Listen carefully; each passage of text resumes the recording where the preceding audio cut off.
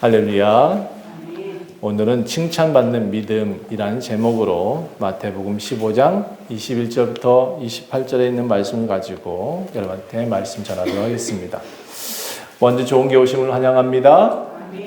잘 오셨어요. 네. 여러분 특별히 하나님께서 인도하신 분들이세요. 다른 교회 가지 않으시고 우리 교회로 오셨다는 것은 특별히 하나님께서 꼭 집어서 보내신 분들만 여기 있어요. 특별한 분이라는 것 스스로는 잘 모르시겠지만 여러분 스스로 하나님께서 그렇게 살면서 조금씩 느끼게 해주실 줄 믿습니다. 그리고 여러분이 이렇게 예수님을 향해서 나오셨잖아요. 그럼 예수님도 분명히 하나의 선물을 준비하십니다. 근데 생각보다 크더라고요, 이 선물이.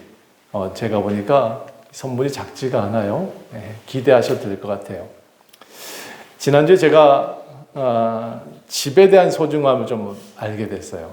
제가 원래 어릴 적에는 되게 힘들게 자라서 집에 대해서 많이 33번 정도, 아니라 3장, 초본 3장이 넘어가니까 이사를 얼마나 많이 했겠어요. 그렇죠? 내 집 없이 산 때가 어릴 땐 많았었습니다. 그때는 되게 집에 대한 생각이 컸는데 집이 있고 살 집에 걱정이 없다 보니까 어느 순간 내가 집에 대한 생각을 잊어버렸던 것 같아요. 자, 우리가 집을 왜 추구할까요? 왜 집을 추구하죠? 잠자리가 일단 평안해야 되니까. 집에 가면 어떻게 돼요? 쉴 수 있으니까. 쉼의 공간이죠. 집에 들어오면 우리는 안전함을 느껴요. 그렇죠? 자, 그래서 우리는 집이 필요합니다. 그렇죠? 이 땅에 살 때도. 그런데 요즘 청년들은 집 구하기가 하늘의 별 따기라고 하잖아요. 정말 힘들다 그래요. 정말 집 마련하기 어렵다라고 합니다. 근데 그들한테 공통적으로 그렇다 할지라도 그 청년들한테 공통적으로 하고 있는 생각이 뭐냐면 언젠가는 내가 내 집을 꼭 구할 거야. 나의 집을 살 거야. 이렇게 마음 먹고 있다는 거죠. 자, 근데 우리가 이렇게 애써서 만들어내는 집 어떻게 보면 작은 돈도 아니잖아요. 그렇죠? 여기 새로 짓는 아파트 보통 얼마 하냐면 4억 5천 정도 한대요. 원주니까 그나마 그런 거잖아요. 그렇죠? 서울은 어떨까요? 예, 최소가 5억이래. 최소 5억. 그 다음에 조금 중심가로 가면 10억. 예. 그럼 저 강남으로 가면 어떻게 될까요? 예, 35억 기본 40억. 오. 근데 그게 평수가 그렇게 크냐? 아예 똑같은 34평이에요.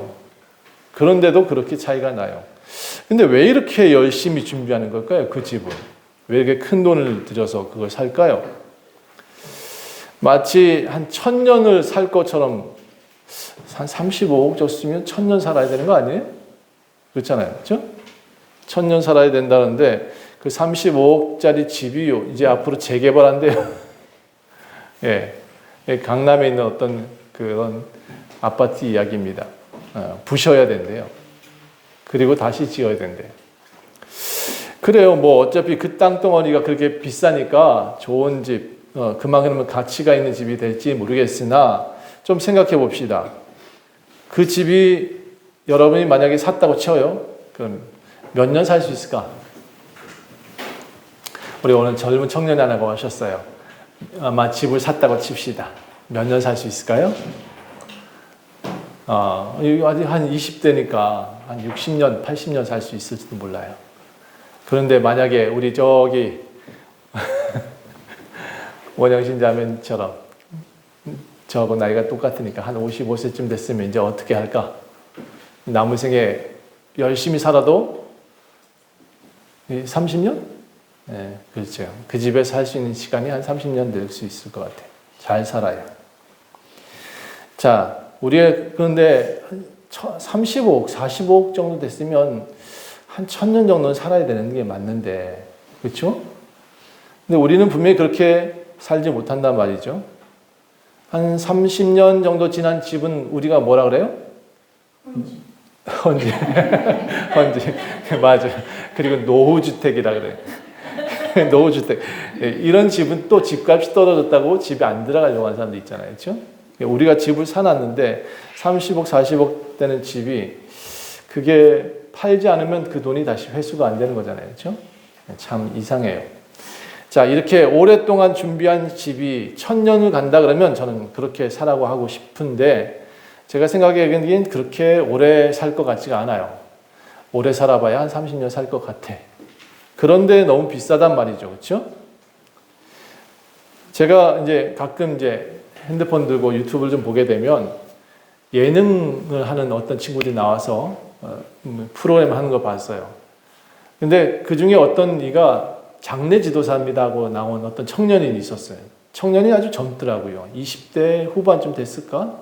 그런데 그 청년들이 나와서 하는 얘기를 제가 듣고 굉장히 감동을 받았어요. 그 청년들이 뭐라 그랬냐면 친구들이 또는 이제 사람들이, 이웃들이 그런 얘기를 한답니다. 집안 사람들이. 제가 시체를 닦아서 돈을 번다라고 핀잔을 주더래요.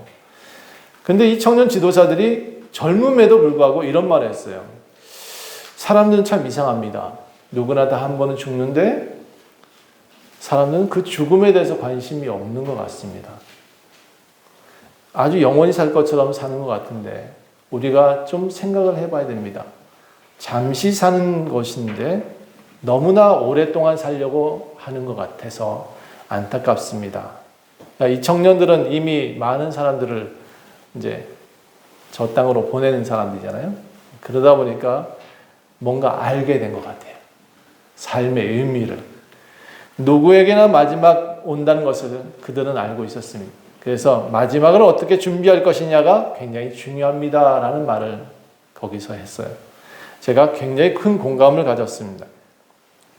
저도 1년이면, 몇 년이면 한 번씩 이렇게 꼭 이제 사람들을 보내는데요. 그들을 보면 볼수록 제가 느끼는 게 있습니다. 이 땅에서 좀 보람되게 살고, 이제 잠시 사는 세상에서는 잠시 좀 기쁘게 노력하며 살다가 우리가 준비를 해야 되잖아. 영원히 살 수 있는 곳에 가서 준비를 해야 되는데 이 준비가 너무 부족하지 않은가. 여러분은 참 지혜로우신 겁니다. 그 준비를 하고 계신 거거든요. 예, 성경은 이렇게 말합니다. 한 번 죽는 것은 사람에게 정하신 것이요 그 후에는 심판이 있다. 예, 그 후회가 있답니다. 한 번은 다 죽지만 그 후가 있다는데 그 후가 심판이라 그래요. 누구나 한 번은 다 죽는데 그걸 사람들이 인식을 잘 못한다. 그래서 이 땅에 좋은 집 사는 것도 중요하겠죠. 앞으로 젊은 청년들은 그게 더 중요할 수도 있겠지만 조금 더 지혜로운 사람은 더 나은, 더 다음 미래를 준비할 수 있을 것 같아요. 좀 지혜로운 사람은 내 당장에 있는 이것을 중요시 더 앞서서 막 행하는 것이 아니라 조금 다음의 미래를 준비하는 것이 지혜로운 것 아니겠습니까? 그렇죠? 지혜로운 사람은 영원히 살 수 있는 그 집을 준비하는 사람이 지혜로운 것 아닐까 생각합니다. 예수님이 말씀하시기를 내 아버지 집에 거할 곳이 많다. 이걸 이제 요한복음 14장에 있는 내용인데요. 내 아버지 집에는 거할 곳이 많다. 그렇지 않으면 내가 너희한테 옛날부터 말을 했을 건데 이미 그곳에는 집이 많다. 일단 여러분이 가서 뛸 땅이 좀 큰가 봅니다. 그리고 집이 좀 큰가 보여. 거기다 예수님이 뭐라 그랬냐면 내가 너희를 위해서 거처를 예비하러 간다. 이렇게 얘기했어요.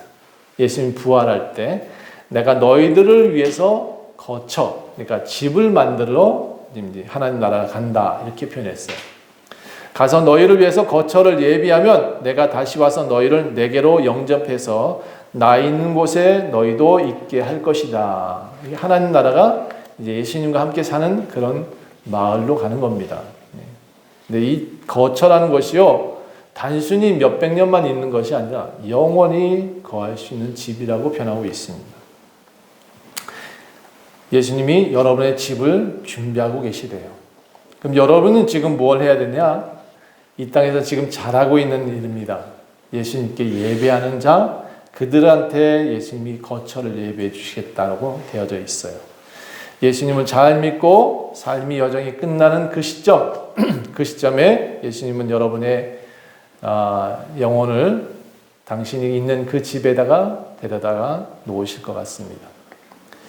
그 땅에는 성경을 보니까 낡아지지 않는다 이렇게 되어 있습니다. 그 땅은 영원히 안식할 수 있다.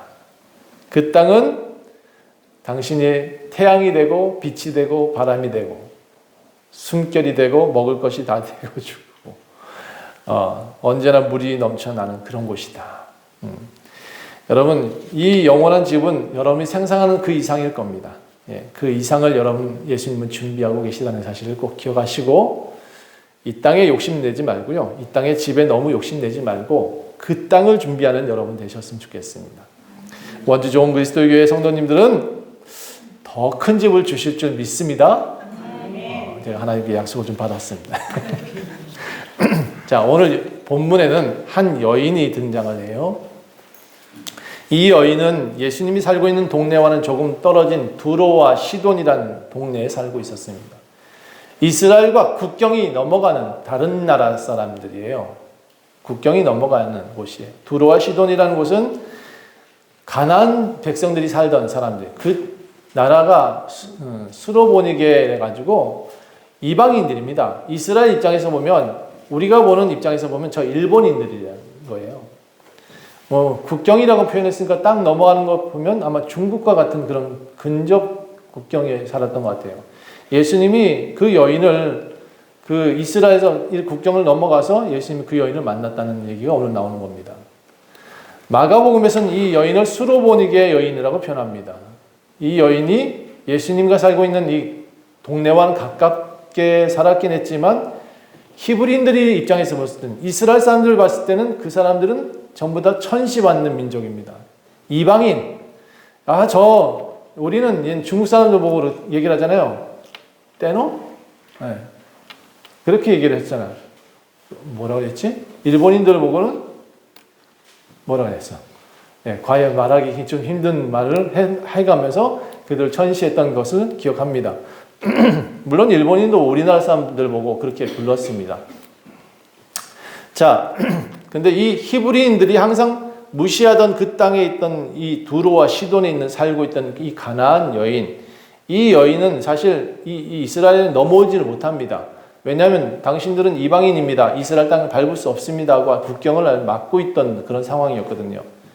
왕래가 전혀 없습니다. 그런데 이상하게도 예수님의 소식은 자꾸 건너옵니다. 발 없는 말이 천리를 간다고요. 그 이스라엘 땅에 예수님이라는 분이 나타났다는 얘기를 들었습니다. 이 여인은 지금 그 소식이 너무나 반가웠습니다. 그래서 국경 근처에서 맨날 예수님이 어떻다고 이걸 소식을 듣고 살았습니다. 히브리인 동네에 예수라는 분이 오셔가지고 사람들이 병을 낫게 해준대. 죽은 자들도 살리셨대. 물고기 2마리와 보리떡 5개로 5,000명을 먹이셨다고 그래. 소경도 눈도 떴고 안진뱅이도 낫게 하셨대. 귀신 들린 자도 고치셨대. 근데 여기서 눈이 번쩍 뜨입니다. 귀신 들린 자도 고치셨다고? 그 말을 들은 이 여인이 왜 눈이 번쩍 뜨였냐면 자기 딸이 지금 귀신 들려서 산으로 들로 막 뛰어다니고 있거든요. 이 딸 때문에 날마다 그 딸아이 붙잡으러 산으로 들로 쫓아다녔던 여인이에요. 하나밖에 없는 딸인데, 여기 성경에 보니까 남편도 안 나와요. 하나밖에 없는 딸인데 지금 이 딸이 귀신 들려가지고 펄펄 뛰어다니고 있어요. 어떻게 붙잡아 두고 집에 가둬놨더니 동네 사람들이 이 여인을 쫓아내려고 난리가 났습니다. 제가 성경에 없는 얘기를 좀 지어낸 겁니다. 사실은 이 여인의 그 고통을 여러분이 좀 이해하시라고 좀 지어냈지만, 실제 만약에 귀신 들린 자가 우리 집에 있다고 치면 그 엄마는 어떨 것 같습니까? 그 심정은. 그 집에 지금 이 아이를 골방에 가다 놓고 체인을 묶어 놓고 있었다고 생각해 보십시다. 그 여인은 지금 예수님이 귀신을 들린 자도 고치셨대. 그 말에 눈이 번쩍 뜨여 있었던 겁니다. 이 여인은 지금 이스라엘에 넘어가지 못하지만, 예수님을 만나러 가지 못하지만 그 국경 근처에서 계속 예수님을 기다렸던 것 같습니다. 여인은 포기할 수가 없었습니다. 어떻게든 만나야 돼. 어떻게든 그 예수님을 만나고 싶어 라는 갈망이 있었습니다. 가끔 히브리인들 말 중에 들려오는 소식이 있었습니다. 그 예수님이 하나님의 아들이래. 아, 그렇구나. 그래서 하나님의 아들이니까 이 귀신도 내쫓는 거고 질병든 사람도 다 고치시는 거구나. 그래, 나는 하나님 아들을 만나야 돼. 예수님밖에 하나님 아들이라고 성경은 기록하지 않아요. 분명히 아셔야 됩니다. 아무리 이상한 사람이 나타나서 사람들 많이 이끌어낸다고 할지라도 예수님을 대신할 수가 없어요. 그래서 저는 분명히 말씀드립니다.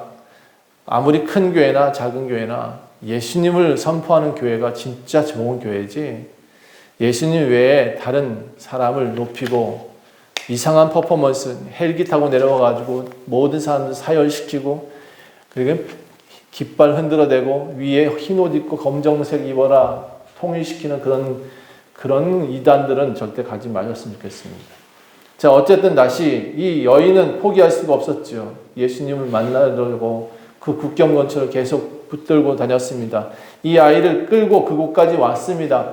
그리고 어떻게든 예수님 만나겠다는 열심을 내고 있었어요. 그때 하나님 아들이 이 동네에 오신다는 소식을 들었습니다. 갑자기 예수님은 두로와 시돈에 나타나셨습니다. 이 여인은 진짜 믿었어요. 이 여인은 이 예쁜 딸을 구할 수 있는 유일한 길이라고 믿었어요. 그래서 달려갑니다. 지금 뭘 입고 있는지, 뭘 어떻게 입고 있는, 어떤 모습인지 정확히 모르겠어요. 성경에 그렇게 나오지 않지만 아마 정신없이 머리 부려치고 달려갔을 겁니다. 내 딸을 살릴 수 있는 유일한 길이라고 살리고 싶어서 달려갔습니다. 그래서 그 예수님을 만나자마자 소리쳤습니다. 예수님! 다윗의 자손 예수여! 다윗의 자손이여! 나를 불쌍히 여기소서! 나를 불쌍히 여기소서! 예수야!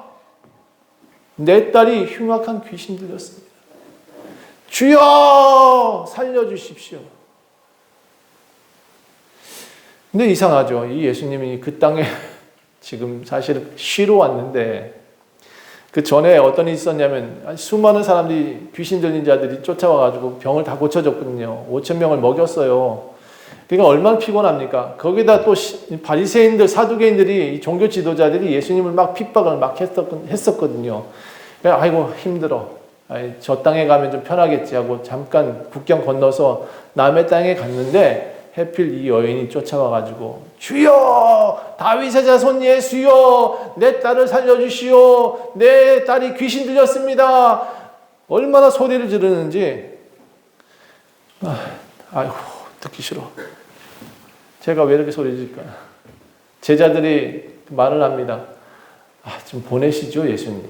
그냥 불러다가 한마디 하시고 불러서 보내시면 좋겠습니다. 그래서 이 여인이 가까이 오는 걸 허락했습니다. 그랬더니 이 여인이 더 크게 소리 지릅니다. 다윗의 자손 예수여! 내 딸이 귀신 들려서 지금 죽게 생겼습니다. 도와주세요. 제발 살려주세요. 이 여인한테, 소리 지르는 이 여인한테 예수님이 참 매정합니다. 뭐라고 했냐면, 성경을 한번 보시겠습니다.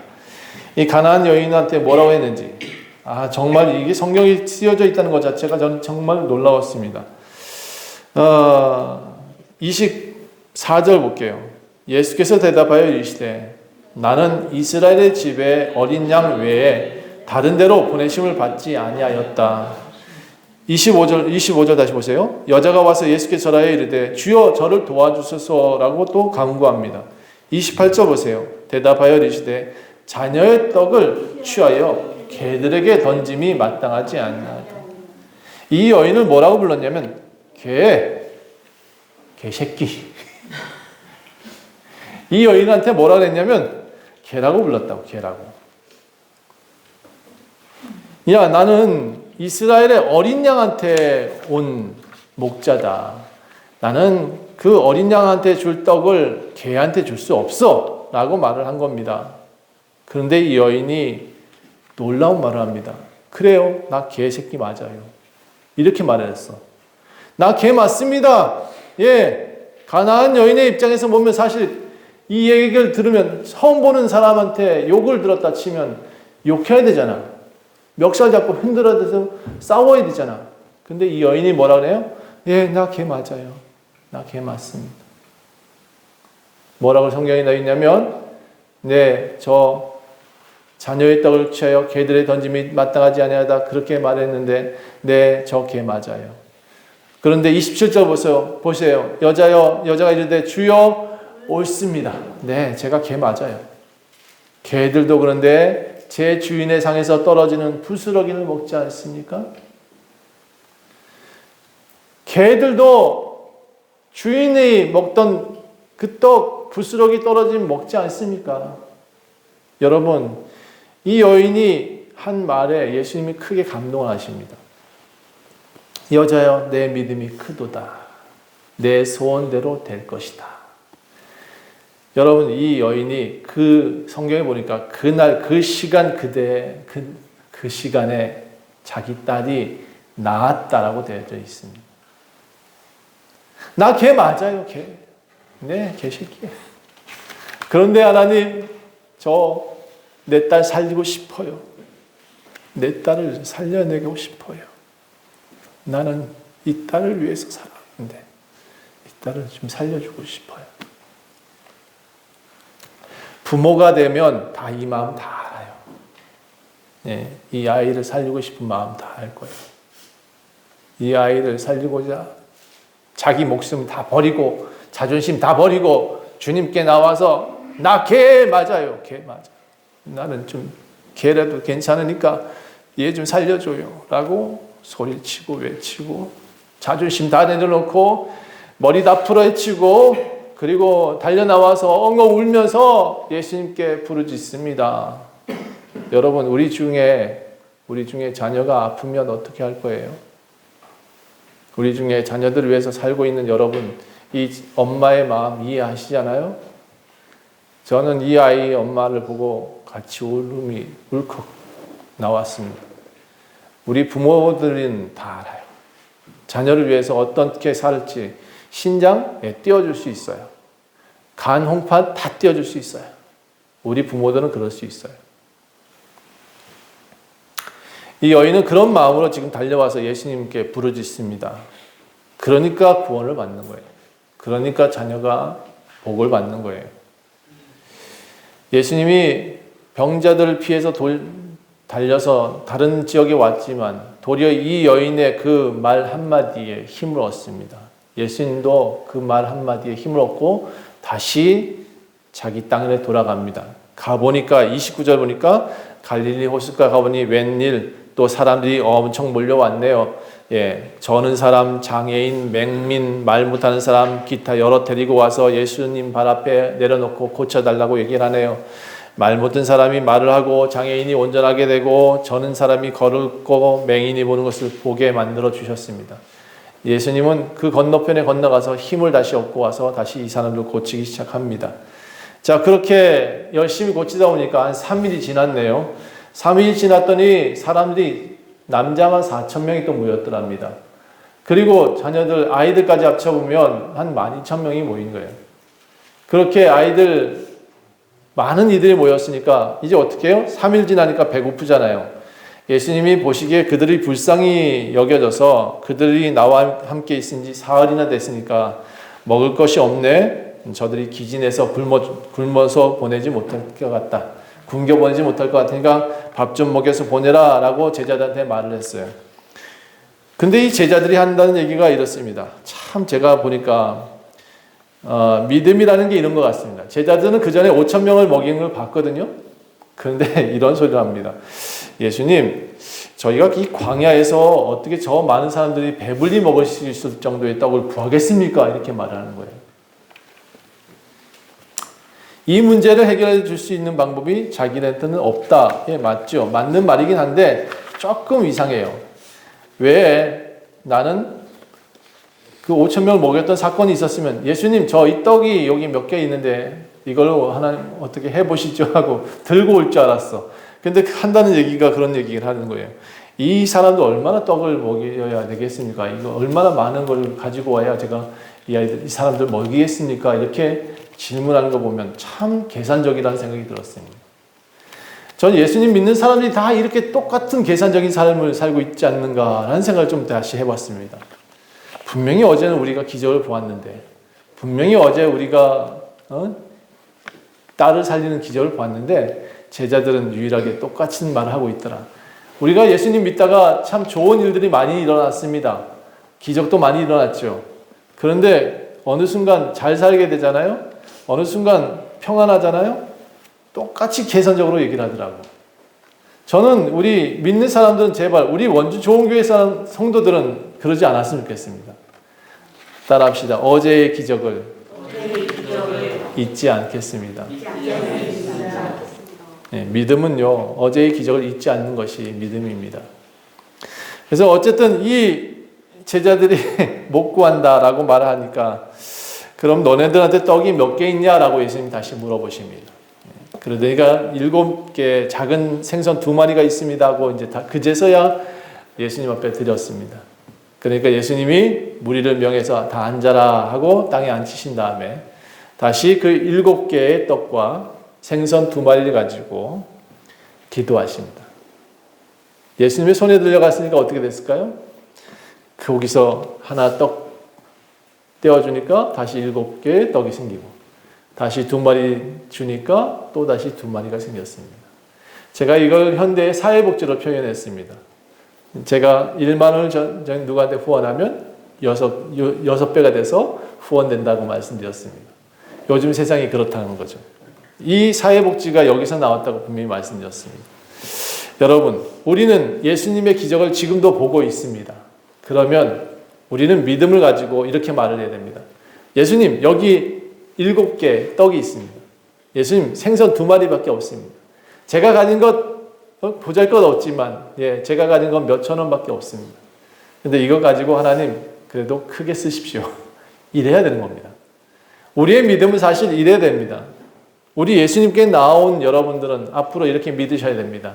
내 자녀와 내 교회와 내가 속한 모든 것은 나로 인해서 나의 작은 정성으로 인해서 크게 번창하리라. 이게 믿음입니다. 아까 예수님이 여인을 칭찬하셨습니다. 그 여인을 뭐라고 칭찬하셨냐?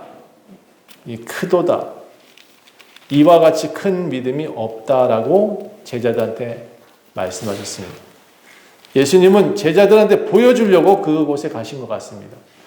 저는 예수님이 이미 그 여인을 보고 계셨다고 생각합니다. 그 여인이 저 이방 땅에서 지금 사실은 예수님 피곤해서 건너갔다고 표현했지만 솔직히 그 여인이 기다리고 있다는 것을 예수님은 알고 계셨을지 모릅니다. 맨날 날마다 그곳에서 부르짖어 기도했고 날마다 예수님의 복음 소식을 듣고자 노력했고 어떻게든 하나님이 나를 살리실 거라고 믿었습니다. 여러분, 이 사람들의 믿음이 여러분을 구원할 수 있는 겁니다. 저는 이 여인 때문에 여러분이 구원받을 수 있다고 저는 생각합니다. 솔직히 여러분들은 이스라엘 사람 아니잖아요. 그렇죠? 여기 있는 이방인 여인과 똑같은 위치에 있습니다. 여러분도 이스라엘 사람이 아니다 보니까 예수님 말씀하시기를 나는 잃어버린 양한테 떡을 주러 왔지 개한테 주러 오지 않았어 라고 하셨잖아요. 어떻게 보면 입장을 보면 이 이방인의 여인이나 지금 우리나라 사람들은 다 예수님의 입장에서 말할 때는 그런 존재입니다. 예. 그런데 이 여인이 기다리고 부르짖고 딸을 고치고자 하는 그 노력 때문에 지금 누가 혜택을 받아요? 여러분이 혜택을 받고 있는 거예요. 이 여인처럼 주여 개들의 주인이 떨어진 그 부스러기 개들도 먹습니다라고 말을 했기 때문에 여러분도 어쩌면 지금 구원을 받을 수 있었지 않았을까? 전 그런 생각도 해봤습니다. 물론 성경은 이렇게 말합니다. 모든 인류를 위해서 메시아가 오셨다. 나는 이곳에만 온 것 아니다 라고 예수님 분명히 선언하셨습니다. 그래서 여러분 이 여인의 믿음을 배우십시오. 그리고 오늘 이 예수님이 7개와 그 생선 가지고 다시 4,000명을 먹인 그 사건을 배우십시오. 예수님께 나와서 예수님께 구하십시오. 예수님이 여러분한테 먹이시고 입히신다는 사실을 꼭 기억하십시오. 내가 똑똑해. 내가 머리가 좋아서 교사가 되고 내가 의사가 되고 내가 무엇인가 다 할 수 있는 사람인 것처럼 아는 여러분들한테 제가 부탁드릴게요. 여러분이 살아서 100년, 이 100년 동안 30억, 40억짜리 집을 살려고 하지 말고 영원히 살 수 있는 나라를 소유하려고 애쓰세요. 그리고 그 예수님이 여러분을 고치신다는 사실을 잊지 마세요. 여러분이 한 가지 잊지 말아야 될 사실, 예수님이 우리에게 먹이신다는 사실을 잊지 마세요. 예수님이 우리 딸을 고쳐주신다는 사실을 잊지 마세요. 여기 여인처럼 우리가 해야 될 일은 한 가지입니다. 죽기 살기로 주를 찾으세요. 예수님을 찾고 그 예수님께 나와서 부르짖으세요. 때로는 내 자녀가 죽게 생겼거든. 때로는 내 삶이 너무나 힘들어졌거든. 때로는 내 가족이 너무나 지금 문제가 생겼거든. 기도하세요. 제가 참 이 사람의 내용을 보면서 저도 참 믿음이 적구나라는 생각을 했었어요. 분명히 하나님은 기적을 일으킬 수 있는데, 분명히 하나님은 문제를 해결해 줄 수 있는데, 제 믿음이 너무 적었구나 이런 생각을 저는 지난주에 다시 하게 됐습니다. 믿음이 적으면 어떠한 기적도 일으킬 수 없어요. 예수님을 기다리는 마음이 없으면 어떠한 기적도 일어나지 않아요. 예수님을 열심히 기다리고 찾고 구하십시오. 예수님은 모든 것이 가능하시더라고요. 그래서 우리 더욱 기도하고 더 열심히 예수님께 나아옵시다. 그래서 예수님께 작은 것, 내가 드리는 물질이 뭐 얼마나 크겠어? 보리떡 5개, 물고기 2마리 같겠죠. 그러나 그것으로 하나님은 오병이의 기적도 일으키고 4,000명도 먹이신다는 사실을 다시 한번 기억합시다. 예수님은 그 딸을 위해서 부르짖은 여인을 믿음이 크다라고 말씀하셨습니다. 그녀가 오랫동안 예수님을 믿어서 그런 건 아닙니다. 아주 잠깐 예수님, 그 시기가 아주 잠깐이었을 겁니다. 그런데도 그 예수님을 줄곧 변함없이 계속해서 다윗의 자손 예수여, 그가 외치고 외우고 했던 말입니다. 다윗의 자손 예수여, 나를 불쌍히 여기소서. 아마 그 얘기를 맨날 기도하면서 기다렸을 것입니다. 그 여인은 이방인이었지만 예수의 구원을 확실히 믿은 여인이었습니다. 우리도 예수님의 구원을 확실히 믿어야 됩니다. 그가 우리의 영원한 집을 만드신다는 사실은, 그가 우리의 처소를 예비하고 계신다는 것을 확실히 믿어야 됩니다. 이 믿음이 있을 때 우리는 기적을 일으킬 수 있습니다. 우리 교회는 올해는 회복되는 교회라고 말씀드렸습니다. 그런데 전제가 있죠. 주께로 돌아오면 회복됩니다. 주께로 돌아와서 진짜 예수님을 섬기는 그 삶이 되면 여러분의 모든 삶이 다시 변하고 회복될 수 있을 것으로 믿습니다. 제가 말씀드린 회복은 부자 되는 거 아닙니다. 여러분이 진짜 행복하게 살 수 있는, 남은 생애를 기쁘게 살 수 있는 방법이 주께 돌아옴이 있다는 사실을 말씀드립니다. 이 여인이 가장 어렵게 생각했던 건 뭐죠? 귀신 들린 아이를 고치는 겁니다. 근데 성경은 이렇게 말합니다. 기도 외에는 이런 유가 나갈 수가 없다. 그래서 기도하라고 말씀하고 있는 겁니다. 여러분, 이 여인처럼 여러분이 함께 기도하고 간구할 때가 있을 겁니다. 그때는 기도하십시오. 부르짖으십시오. 여인처럼 어떤 때로는 그런 어려움이 생기면 주님께 나와서 부르짖으세요. 그래야 문제가 해결될 줄 믿습니다. 살다 보니까 많이 문제가 있습니다. 그러나 그때부터 우리가 해야 될 것 오직 기도 외에는 이런 유가 나갈 일이 없다. 모든 문제를 해결할 수 있는 일은 기도밖에 없음을 성경은 외치고 있습니다. 예수님처럼 또는 이 여인처럼 우리는 주님께 나아가서 주님께 문제를 해결해 달라고 요청하며 사는 지혜로운 삶이 되시기를 간절히 축원합니다. 기도하겠습니다. 하나님 감사합니다. 여인처럼 주님 앞에 나와 부르짖는 일이 있기를 원합니다. 그러나 주님, 우리가 어려울 때 그렇게 부르짖지 말고 행복할 때 주님께 나와 찬송하고 예배하고 더 주님을 소리내어 외치기를 원합니다. 하나님, 여기 모여있는 이들은 주님께서 처소를 예배해 주신다 하셨습니다. 우리의 좋은 선물을 예배해 주시는 만큼 우리도 열심히 주님을 섬기며 살아갈 수 있도록 도와주옵소서. 감사드리며 예수 그리스도의 이름으로 간절히 기도합니다.